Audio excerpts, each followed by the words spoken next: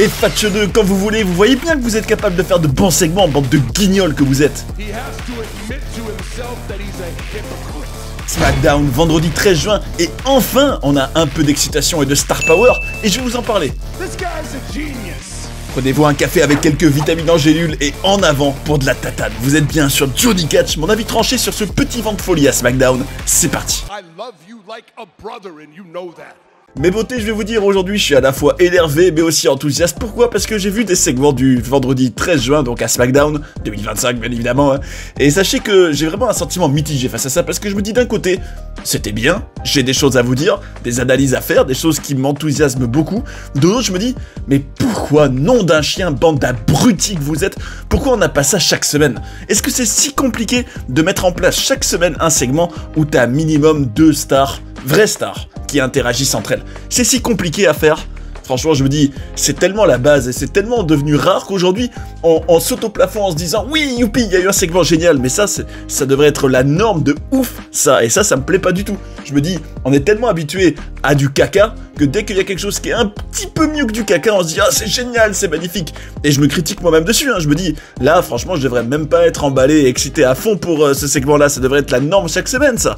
Bref. Fallait que ça sorte de mon système, vous l'aurez compris. En tout cas, je tiens quand même aussi à clasher la WWE sur un truc avant de faire leur éloge de manière sincère, hein, et totalement honnête. Je dois dire que voir à SmackDown John Cena, CM Punk, Cody Rhodes, Randy Orton, LA Knight, R-Truth, ou plutôt Ron Killings, je me dis, mais vous vous foutez vraiment de notre gueule en fait, hein. Genre le draft et tout, ça sert vraiment à rien, hein. C'est quand même ouf, non, vous trouvez pas? Genre on est là, on nous met en scène tout un sketch chaque année en disant « Oh, c'est génial, machin va être transféré là, tout est relancé, les cartes sont relancées, ça va être ouf, regardez, regardez !» Pour au final, tout mélanger. Là, c'est simple, j'ai l'impression qu'il n'y a plus du tout de différence de roster qui tiennent, hein. Genre, t'as des mecs de Raw à SmackDown et inversement sans arrêt. Cena qui est là, Cena qui est là, Cena qui est là. Voilà, exemple dans la semaine donc où il y a eu ce SmackDown du 13 juin, t'as eu Cena à SmackDown et à Raw, pareil pour Punk. Je me dis, et tout ça c'est normal, tout ça ça pose aucun problème. Je me dis, c'est très étonnant, alors à moins qu'on réserve les plus gros noms parfois aux 2 shows, ok, mais même ça n'a pas de sens, alors faites pas de draft. Arrêtez de nous faire suer, de nous briser les roubibis chaque année en nous disant, hein, le draft c'est important. Non, vous le respectez pas, vous nous prenez pour des imbéciles et vous êtes des gros abrutis. Voilà, ça, je tenais à le dire, c'est du gros foutage de gueule. Mais bon, au-delà de ça, je dois dire que pour une fois, il y a eu un bon segment. Oui, il y a eu un bon segment. Bon, ça arrive quand même de temps en temps, mais c'est trop rare, c'est trop rare. Alors quand ça arrive, il faut le savourer, mes amis. Là, qu'est-ce que c'était ce bon segment? Bah tout simplement, des promos, et surtout, un John Cena qui, enfin, est-ce que c'est la première fois depuis son heel turn qui m'a convaincu? Franchement, c'est possible, hein. Parce que, vous savez, moi depuis le début, je trouve que, bah déjà, il n'y avait pas de sens, il nous a jamais justifié son heel turn, vraiment. Tout ça, ça c'est, on va dire, transformé en une shoot promo contre les fans sans arrêt en disant oui, relation toxique, vous êtes mauvais, patati patata. Oui, mais ça, on s'en fout, John. C'est pas ça qui nous intéresse. Nous, on veut savoir pourquoi t'as vendu ton âme au Final Boss. Pourquoi tout ça? C'est ça qu'on aurait dû avoir dès le lendemain d'Elimination Chamber. En tout cas, le show suivant. Et enfin, on a eu des éléments de réponse. On est en juin quand même, hein. 3 mois de retard. D'ailleurs, je profite quand même de l'occasion pour dire que ça aurait dû être fait dans une promo avec The Rock dès l'après-Chamber, hein.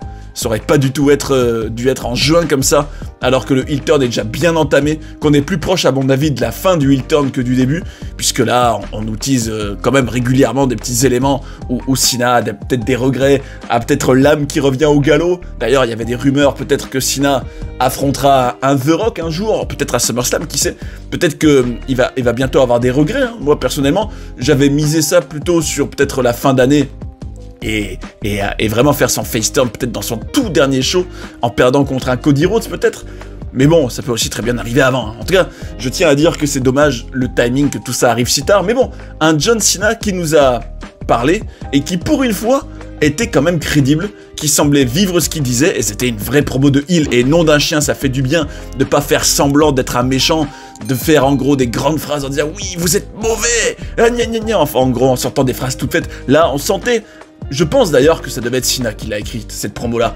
D'ailleurs, on sent toute la différence, hein. Je pense, en gros, que dès qu'il y a des vraies stars présentes et que c'est elles qui, concrètement, imaginent ce qu'elles vont dire, bah d'un coup, comme par hasard, comme par magie, t'as d'un coup un saut en qualité, un bond de l'avant.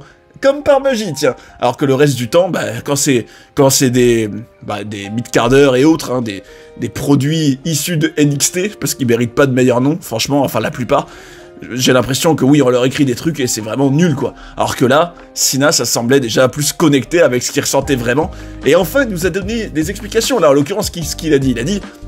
Je suis en avance sur vous depuis des mois, j'ai des coups d'avance à gogo sur vous. Moi déjà, j'ai tout calculé depuis le début, depuis le jour où j'ai annoncé que j'allais faire ma tournée d'adieu en 2025. J'avais déjà tout anticipé, j'ai pu observer tous mes adversaires, calculer que oui, le Royal Rumble, première étape, mais si ça marche pas, je pourrais me servir de mon statut pour aller au Chamber. Après, je vais distraire Cody Rhodes pour lui prendre son titre. Ensuite, je vais profiter du fait que Orton en est dans sa ville natale, qui serait distrait par rapport à ça pour le manipuler. Ensuite, R-Truth.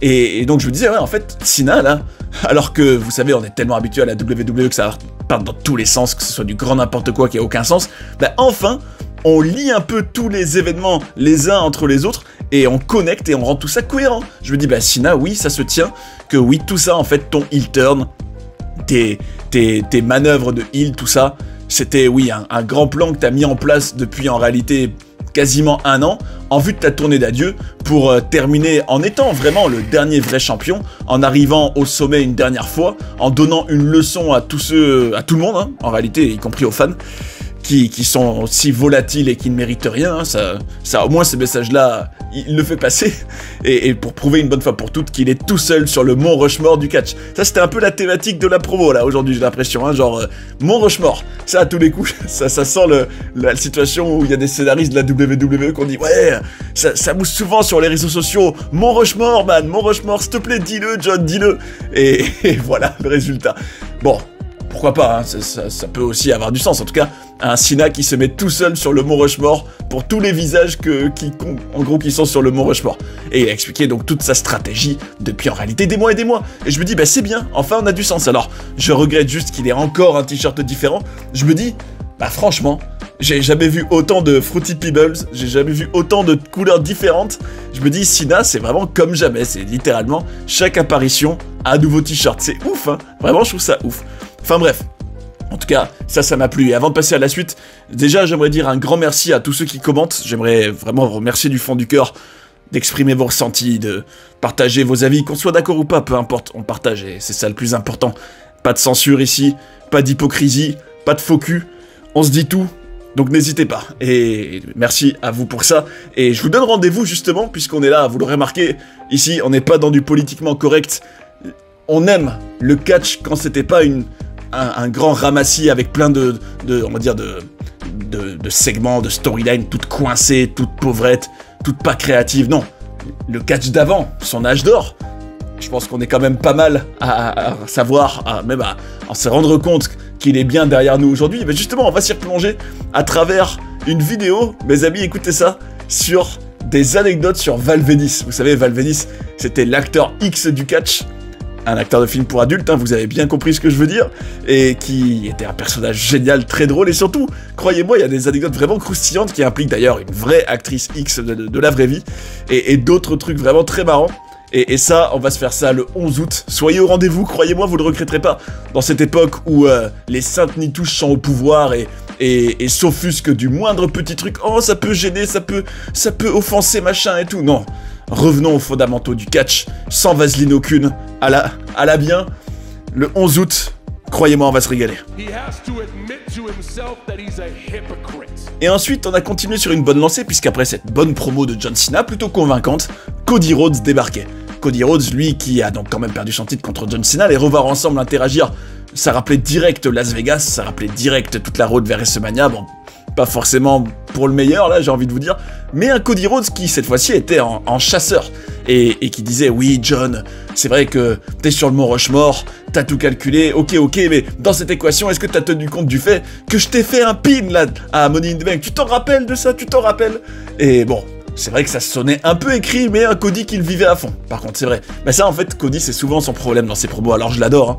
En tout cas, l'être humain, je trouve qu'il a vraiment des bons côtés et tout ça, et que du respect et de l'admiration pour lui, mais je trouve que parfois, il gagnerait à ce que ça sorte un peu plus dans de l'authentique, en tout cas que ça sonne plus vrai et moins calculé en amont en disant oui alors si John il va parler d'équation et tout ça, moi faut que je dise oui t'as mal fait tes maths parce que moi la semaine dernière, enfin l'autre fois là, je t'ai fait un tombé, non, Cody, sors du cœur, sois authentique s'il te plaît, mais bon, c'était quand même bien, ça m'a pas dérangé pour autant. En tout cas, un Cody qui était en débardeur, hein, un Cody qui était un peu plus, peut-être sauvage, un peu plus naturel que d'habitude, hein, pas dans un costume, on va dire tout serré. Et tant mieux, ça change un peu, même si il le porte bien, c'est pas un souci. Et à ce moment-là, vous savez pas ce que je me suis dit? Je me suis dit, bah là, clairement, on nous tease un Cody Cena 2 très bientôt, là. Mais j'étais pas au bout de mes peines, et c'est ça qui m'a plu, c'est que je me suis dit, bah là, si c'est que Cody qui vient, bah clairement, c'est lui qui va être le King of the Ring à ce moment-là. Et qui pourra le défier à SummerSlam. Sauf que, qui c'est qui arrive? Et là, alors là, j'ai sorti le tam-tam, j'étais tout heureux, Randy Orton. Et oui, Randy Orton. On l'avait plus vu depuis Backlash, le bougre. Et pourtant, c'était, pour moi, logique de le revoir entre-temps et qu'il continue à avoir des interactions avec John Cena. Dommage que tout ça ait eu comme ça un mois d'un coup de perdu. Dommage.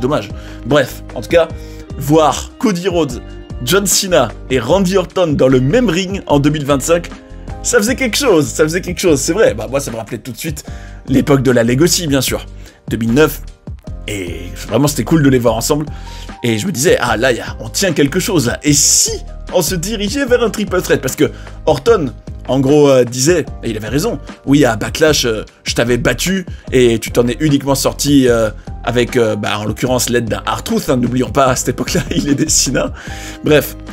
C'était totalement pertinent ce qu'il disait, hein, en gros qu'il veut son titre numéro 15, et franchement, Orton était intense, à ce moment-là, je me disais vraiment, Randy, là, franchement, il est très bon en promo, là, je trouve qu'il a l'air vraiment investi à fond dedans, et il y tient à son 15e titre, et à ce moment-là, je me suis dit, waouh, là, un Orton qui est encore revenu en quête pour devenir champion, qui va peut-être réaffronter Cena alors. Sauf que là, il y a aussi Cody Rhodes. Et justement, il a traité ce problème en disant « Cody, je t'aime comme un frère, mais pour le titre, en gros, j'hésiterai pas à te terrasser. » Et ça m'a fait rire. Ça m'a fait rire parce que c'était réaliste, c'était crédible. C'est vrai que fallait pas faire comme si ce lien entre Cody Rhodes et Randy Orton n'existait pas, mais aussi montrer que Orton...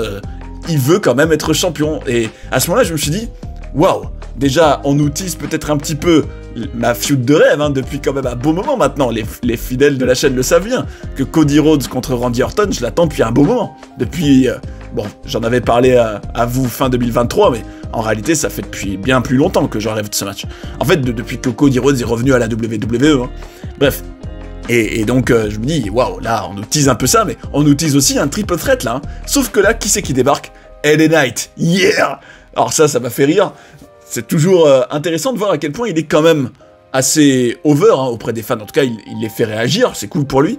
C'est attention par contre à ce que tout ça ne s'essouffle pas. Hein. C'est vrai que bon, il a toujours les mêmes mécaniques, hein, les yeah, etc.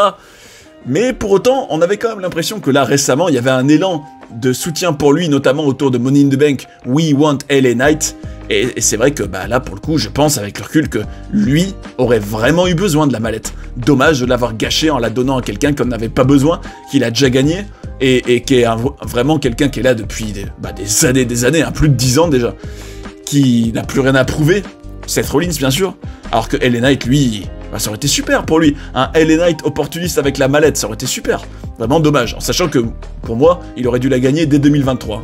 Bref, en tout cas, c'était marrant qu'il appelle Orton, Cody et Cena l'establishment. Et c'est vrai que lui, il est un peu le... Alors, pas le rejeté, mais en tout cas le gars un peu à part, hein, le rebelle dans tout ça. En tout cas, celui qui essaye de s'imposer parmi alors j'allais dire des dinosaures, mais en tout cas des gros noms qui sont déjà bien établis, qui sont déjà assurés d'avoir des matchs importants et tout.